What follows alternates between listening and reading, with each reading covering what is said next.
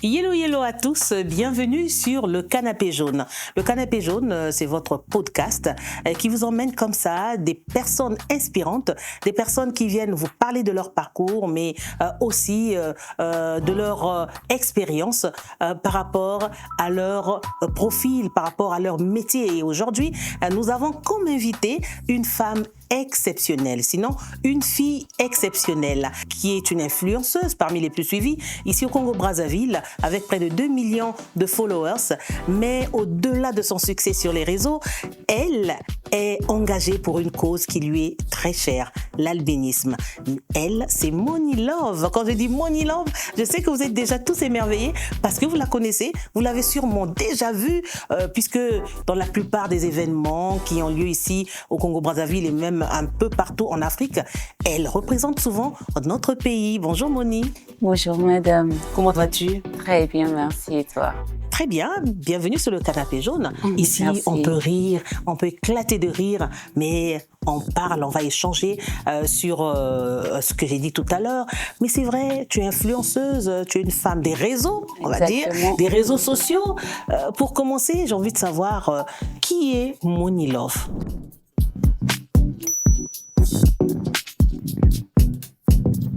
Moi, c'est Moni Love, créatrice de contenu, mannequin et modèle photo. Je suis sur les réseaux sociaux. Et sur les réseaux sociaux depuis combien d'années?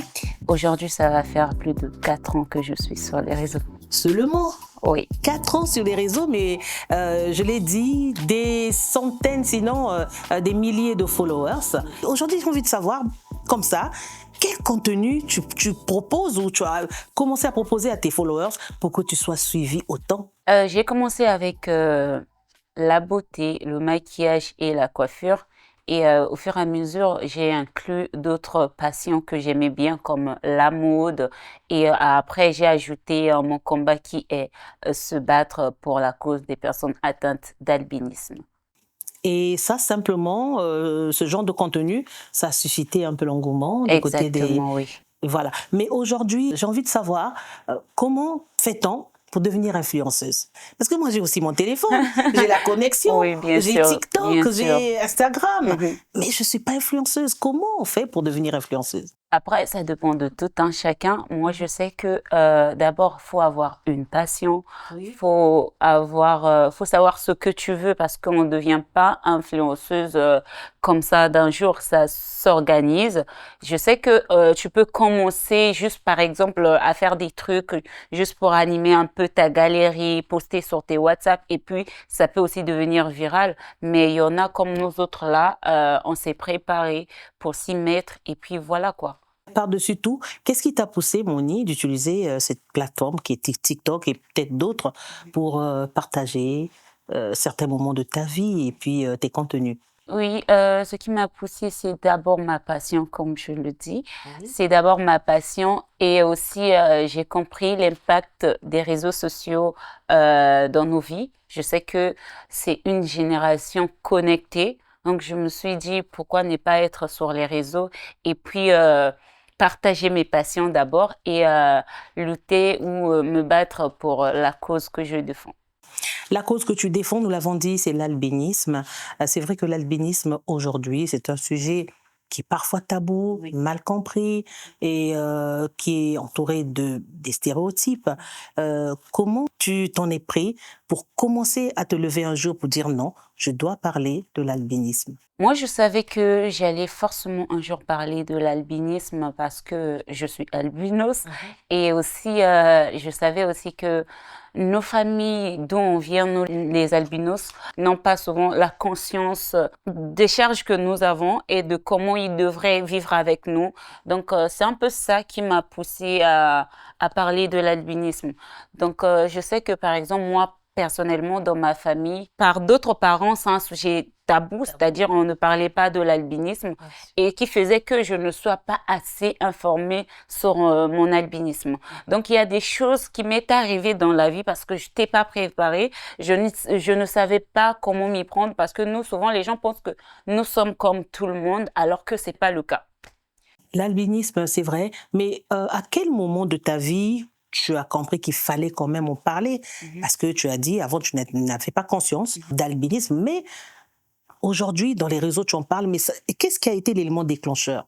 Ma maladie, c'est-à-dire quand j'ai su que j'étais en danger et que c'était grave, je me suis dit, bah, je vais pas continuer à attendre parce que, comme je vous ai dit, je savais que j'allais en parler, mais je savais pas à quel moment. Mais dès que c'est arrivé, dès que j'ai commencé à avoir la maladie, je me suis dit, bah, tiens, c'est vraiment le moment pour moi d'en parler, pour éveiller les consciences et sensibiliser ces personnes-là atteintes d'albinisme. Mais en dehors de TikTok, parce que tu m'as dit que ça fait 4 ans que tu es sur les réseaux, mais avant cela, quel était le moyen pour toi, voilà, qui te permettait finalement de toucher des gens, d'en parler ou alors de sensibiliser? Je n'en parlais pas d'abord, mais je m'imposais, c'est-à-dire je participais à des événements où souvent les albinos ne participaient pas pour montrer que les gens puissent remarquer que il y a aussi des albis qui sont dans ce monde, même si on ne remarque pas, nous on va faire l'effort de nous faire remarquer. Ah oui. Ouais, c'est ça. Mais Moni, on a dit influenceuse, quand on est sur les réseaux, c'est vrai, on veut véhiculer une image parfaite de soi. Est-ce que ce qu'on voit de Moni sur TikTok, sur les réseaux, c'est vraiment la Moni voilà, de tous les jours, que les parents aussi connaissent? C'est la même Moni, il n'y a pas de... Voilà. C'est la vraie Moni, c'est moi parce que Moni partage ce qu'elle est réellement. Je ne fais pas ce que je ne suis pas, c'est-à-dire que je ne suis pas sur les réseaux pour prendre l'image de quelqu'un d'autre que je ne suis pas. Donc je vous présente ce que je suis réellement. Super. Je te l'ai dit tout à l'heure, hein, avant qu'on ne commence, parce que moi, je suivais son Moni, je la vois en train de... Elle a dit qu'elle présentait des contenus sur la coiffure et bien d'autres. Mais Moni a cette capacité de se coiffer toute seule. Elle pouvait prendre un direct comme ça, elle se coiffe. Ça veut dire que, voilà, pour les femmes, elles comprennent tissage, elle se maquille, et waouh, c'est comme si elle sortait d'un salon. Mais ça, tu l'as appris ou alors c'est juste comme ça, au fil des temps, tu as amélioré un peu ce don-là? Alors, ce don-là, moi-même, je n'étais pas consciente que j'avais ce don. Qu'est-ce qui s'est passé? Moi, c'est ma maman qui me coiffait. Et on a eu un moment où on devrait se séparer, c'est-à-dire elle se déplaçait et moi, je restais dans la ville. Il faisait que moi, généralement, quand j'étais petite, je me faisais coiffer que par ma maman ou ma tante. C'est-à-dire que par rapport au mythe qui existe sur nous, les albinos, qui fait que quand tu vas aller t'exposer dans les instituts de coiffure et beauté et autres, on peut par exemple te prendre tes cheveux pour des raisons que vous connaissez forcément, qui a fait que je puisse soit chercher à apprendre moi-même ou chercher à trouver quelqu'un de confiance, vous voyez, qui a fait qu'aujourd'hui je puisse chercher à me professionnaliser moi-même sur ma propre coiffure. Donc, quand maman est partie, c'est là où j'ai commencé à essayer de bricoler des coiffures sur ma tête et le maquillage. Félicitations donc pour ce don. Merci. Vraiment, je t'envie. Hein? Moi, je peux pas me coiffer toute seule. Même me maquiller, je peux pas le faire toute seule. Moni, tu sais, les stéréotypes liés à l'albinisme sont encore malheureusement présents dans notre société. Je ne sais pas comment ça se passe dans d'autres pays, mais je parle de notre société.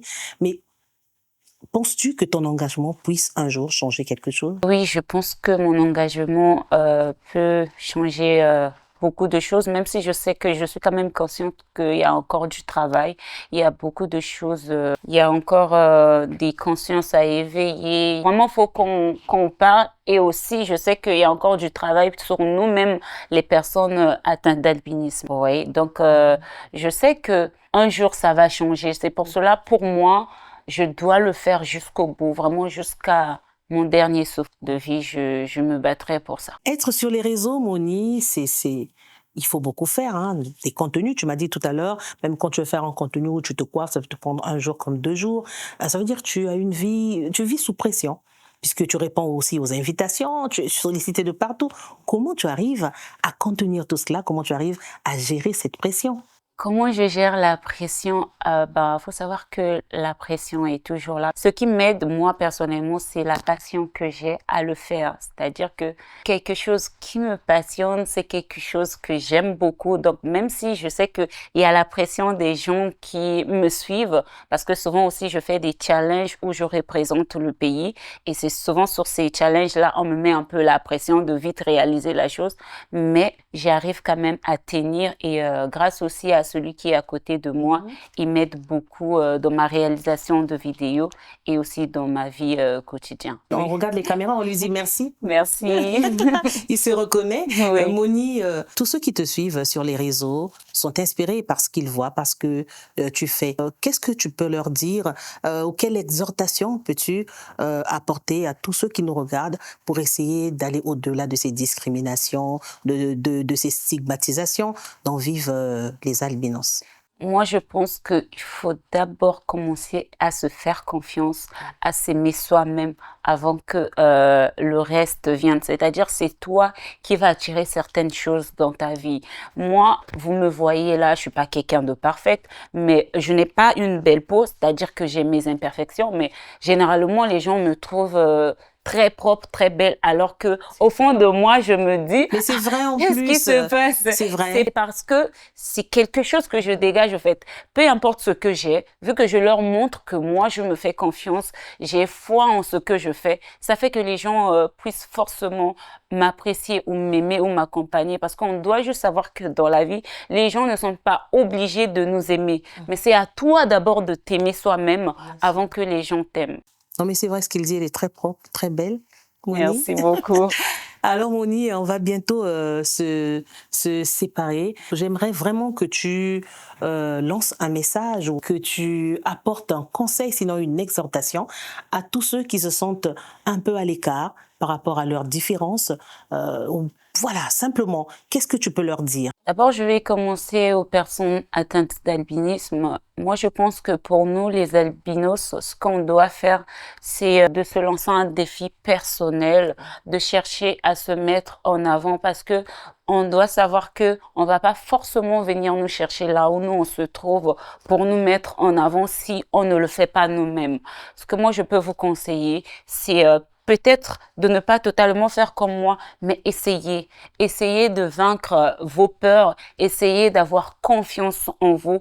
Vous allez voir que le reste va bien se passer. Et pour les autres, c'est comme j'ai dit, vous pouvez aussi prendre exemple sur ce que j'ai dit sur les albinos parce que après tout, la confiance c'est pas seulement pour nous les personnes atteintes d'albinisme, c'est tout le monde. Il y en a aussi qui ne sont pas albis mais qui n'ont pas confiance en eux, qui sont réservés. C'est de prendre confiance parce que c'est ça la vie. Merci encore Moni pour cet échange rempli de conseils, rempli en fait on va dire d'inspiration pour tous ceux qui nous regardent. Tu es vraiment un véritable modèle de détermination. Merci. Voilà, félicitations à toi Moni pour tout ce que tu fais. Merci. Et on n'hésitera pas à t'inviter à nouveau, à te rappeler pour nous rejoindre sur ce fauteuil jaune. Vous savez, on a toujours eu plaisir à échanger avec des personnes inspirantes, comme j'aime à le dire. Et aujourd'hui, c'était Moni Love, influenceuse. Et voilà, la cause de l'albinisme, eh bien, elle l'a dit jusqu'au bout, jusqu'à la gare, comme on l'aurait dit. Elle ne va pas laisser tomber parce que c'est très important d'en parler pour essayer d'aider plus d'un qui se sentent un peu marginalisés, qui vivent la stigmatisation au quotidien.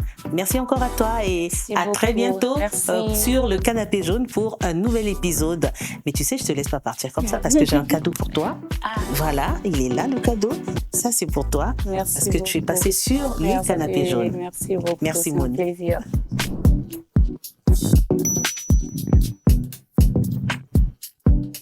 Et Lembo, il y a MTN, l'empreinte du progrès.